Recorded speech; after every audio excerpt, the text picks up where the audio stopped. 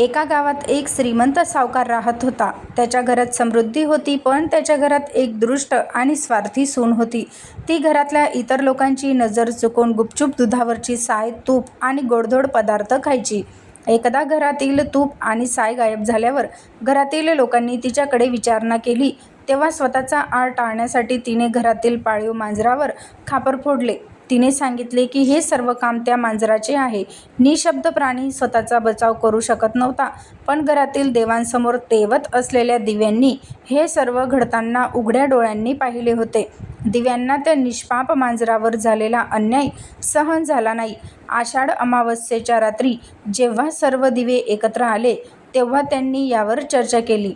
ते म्हणाले, मांजराला विनाकारण मार आणि शिव्या खाव्या लागल्या आहेत. आपण या अन्यायाचा जाब विचारलाच पाहिजे.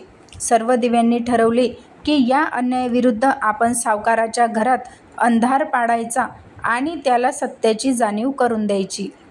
त्या रात्री घरातील सर्व दिवे अचानक विझले. सावकाराने खूप प्रयत्न केले, पण एकही दिवा पेटेना. संपूर्ण घरात गडद अंधार पसरला आणि सावकाराचे कुटुंब चिंतेत पडले.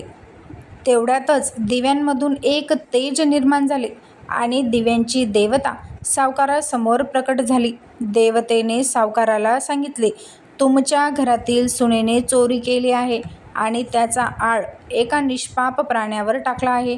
जिथे अन्याय आणि असत्य असते, तिथे प्रकाशाचा, ज्ञानाचा वास असू शकत नाही. म्हणून आम्ही विझलो आहोत.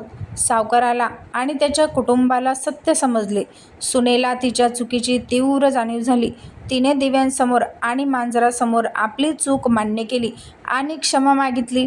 तिने वचन दिले की यापुढे ती कधीही चोरी करणार नाही आणि कोणावरही खोटा आळ घालणार नाही. सुनेने पश्चाताप व्यक्त केल्यावर घरातील सर्व दिवे पुन्हा स्वयं प्रकाशाने उजळून निघाले आणि घरातील अंधार देखील दूर झाला.